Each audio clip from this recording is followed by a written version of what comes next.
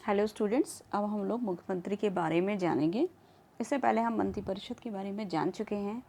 भारत की मंत्रिपरिषद किस तरीके से होती है। अब भारत के अंतर्गत, राज्य के अंतर्गत मुख्यमंत्री किस तरीके से काम करता है, अभी हमने जाना। वो मंत्रिपरिषद के हेड के रूप में होता है और अपनी भूमिका को निर्वाह करता है उनकी सलाह मशवरा से। अब हम मुख्यमंत्री की स्थिति को देखते हैं। जैसे कि राज्य के मंत्रिपरिषद के प्रधान को ही मुख्यमंत्री कहा जाता है। मुख्यमंत्री राज्य की कार्यपालिका का वास्तविक प्रधान होता है। राज्य के प्रशासनिक ढांचे में भी उसे यही स्थिति प्राप्त है जो केंद्र में प्रधानमंत्री को प्राप्त होती है। इनकी नियुक्ति के संबंध में संविधान के अनुच्छेद 164 में कहा गया कि मुख्यमंत्री की नियुक्ति राज्यपाल करेगा। व्यवहार के अंतर्गत राज्यपाल के द्वारा विधानसभा के बहुमत दल के नेता को ही मुख्यमंत्री नियुक्त कर लिया जाता है। नियुक्ति के संबंध में राज्यपाल के पास दो परिस्थितियों में अपने विवेक का वो उपयोग कर सकता है। जैसे कि पहली, विधानसभा में किसी राजनीतिक दल को स्पष्ट बहुमत प्राप्त न हो और एक से अधिक पक्ष मुख्यमंत्री पद के लिए दावा करते हों। सेकंड स्थिति वो आएगी जब विधानमंडल के बहुमत दल का कोई सर्वमान्य नेता ना हो और 1966 से लेकर 1970 और उसके बाद 1977 से लेकर 2014 ईस्वी के काल में विशेष रूप से भारतीय संघ के कुछ राज्यों में ऐसी परिस्थितियां उत्पन्न हो चुकी हैं। अब हम देखते हैं कि मुख्यमंत्री की शक्तियों तथा कार्यों को, क्योंकि मुख्यमंत्री ही राज्य की सबसे महत्वपूर्ण, राज्य प्रशासन की सबसे महत्वपूर्ण इकाई है। मुख्यमंत्री मंत्रिपरिषद का प्रधान है। मुख्यमंत्री की शक्तियां तथा उनके कार्यों का अध्ययन हम निम्न रूपों से करते हैं। सबसे पहला, मंत्रिपरिषद का निर्माण। मुख्यमंत्री का सर्वप्रथम कार्य जो है वो मंत्रिपरिषद का निर्माण करना होता है। मंत्रियों का चयन करना, उसकी सूची राज्यपाल को देना, राज्यपाल उसे स्वीकार करता है। मंत्रियों के चयन में मुख्यमंत्री बहुत कुछ सीमा तक अपने विवेक के अनुसार कार्य करता है। मंत्रियों की संख्या विभागों के संबंध में मुख्यमंत्री के निर्णय द्वारा निर्धारित की जाती है। दूसरा कार्य इनका है मंत्रिमंडल के कार्य का संचालन करना। मंत्रिमंडल की बैठकें बुलाता है, उसकी अध्यक्षता करता है। बैठक के लिए एजेंडा, कार्यसूची मुख्यमंत्री द्वारा ही सब तैयार की जाती हैं। मुख्यमंत्री बहुत प्रभावशाली होता है और समस्त कार्य मुख्यमंत्री की इच्छानुसार ही होता है। तीसरा है शासन के विभिन्न विभागों में समन्वय स्थापित करना। मुख्यमंत्री इस बात का प्रयत्न करता है कि शासन के सभी विभाग, दूसरे शब्दों में मंत्रिपरिषद एक इकाई के रूप में कार्य करेगी।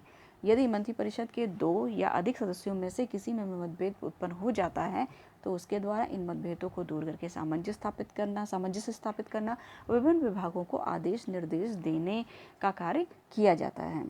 चौथा हम देखते हैं मंत्रियों में कार्य का बंटवारा तथा परिवर्तन। सहयोगियों के बीच विभागों का बंटवारा करता है। वो देखता है कौन किस लायक है, किस में क्या योग्यता है, किसके पास कैसा विभाग जाना चाहिए। सदस्यों में विभागों का बंटवारा कर चुकने के बाद वह जब चाहे तो उसमें परिवर्तन भी कर सकता है। इस संबंध में मुख्यमंत्री के निर्णय को किसी के द्वारा भी चुनौती नहीं दी जा सकती। पांचवा है मंत्रिपरिषद तथा राज्यपाल के बीच संबंध स्थापित करना। संविधान के अनुसार मुख्यमंत्री पर यह भार है कि वह मंत्रिपरिषद तथा राज्यपाल के बीच संपर्क स्थापित करेगा। वह मंत्रिमंडल के निर्णयों की सूचना राज्यपाल को देता है। राज्यपाल के विचार मंत्रिमंडल तक पहुंचाएगा। कोई भी मंत्री मुख्यमंत्री को सूचित किए बिना राज्यपाल से वार्ता नहीं करता है और राज्यपाल के साथ वार्तालाप के संबंध में मुख्यमंत्री को जानकारी देता है और यह आधिकारिक है।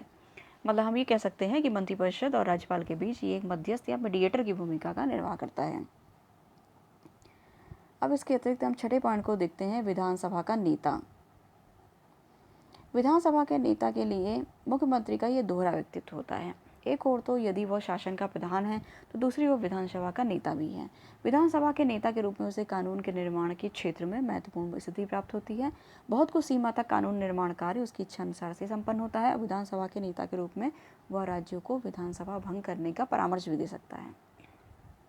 सातवां पॉइंट, सरकार का प्रधान प्रवक्ता। मुख्यमंत्री राज्य सरकार का प्रधान प्रवक्ता होता है। राज्य सरकार की ओर से अधिकृत घोषणा मुख्यमंत्री द्वारा की जाती है और यदि कभी किन्हीं दो मंत्रियों के मध्य परस्पर विरोध वक्तव्यों के भ्रम पैदा हो जाए तो उसे मुख्यमंत्री के वक्तव्य से ही दूर किया भी जा सकता है। नेक्स्ट, राज्य में बहुमत दल का नेता। मुख्यमंत्री राज्य में बहुमत दल का नेता भी होता है। उसे दलीय ढांचे पर नियंत्रण प्राप्त होता है और वह यह स्थिति उसके प्रभाव तथा शक्ति में भी और अधिक वृद्धि कर सकती है। इसके अतिरिक्त राज्य की समस्त शासन व्यवस्था पर नियंत्रण। मुख्यमंत्री राज्य की शासन व्यवस्था पर सर्वोच्च तथा अंतिम नियंत्रण रखता है। चाहे वो शांति व्यवस्था का प्रश्न हो, कृषि, सिंचाई, स्वास्थ्य, शिक्षा, सभी महत्वपूर्ण निर्णय लेना हो, यदि कोई विकास संबंधी प्रश्न, अंतिम निर्णय मुख्यमंत्री ही करता है। मुख्यमंत्री मंत्रिपरिषद के सदस्यों को उनके विभागों के संबंध में दिशा निर्देश दे सकता है। मंत्रिपरिषद के सदस्य विभिन्न विभागों के प्रधान होते हैं, किंतु अंतिम रूप में यदि किसी एक व्यक्ति को राज्य के प्रशासन की अच्छाई या बुराई के लिए उत्तरदायी ठहराया जा सकता है तो वह निश्चित रूप से मुख्यमंत्री ही है। मुख्यमंत्री पद के संबंध में व्यवहार के अंतर्गत इस बात देखने में आ जाती है कि एक दलीय सरकार का मुख्यमंत्री शक्तिशाली अधिक होता है, लेकिन मिलीजुली सरकार में मुख्यमंत्री शक्तिशाली नहीं हो पाता। एक दलीय सरकार में मुख्यमंत्री की स्थिति इस बात पर निर्भर करती है कि उसे अपने राजनीतिक दल में कैसा स्थान प्राप्त है। मुख्यमंत्री की स्थिति इस बात पर भी निर्भर करती है उसे केंद्रीय सरकार में किस सीमा तक समर्थन और सहयोग प्राप्त है।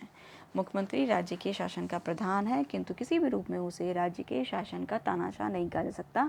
वह एक लोकप्रिय नेता होता है, जनप्रिय नेता होता है, क्योंकि उसी के आधार पर, उसी के नेता को देखते हुए जनता उनके मंत्रियों को चुनती है, उस दल के लोगों को चुनती है, जिसके द्वारा मंत्रिपरिषद और मुख्यमंत्री चुनकर राज्य के अंतर्गत आते हैं और राज्य के अंतर्गत नेतृत्व की भूमिका निभाते हैं। तो इसलिए इनको ये कहा सकता है कि ये तानाशाह ना होकर के एक लोकप्रिय जन नेता के रूप में उभर के सामने आते हैं।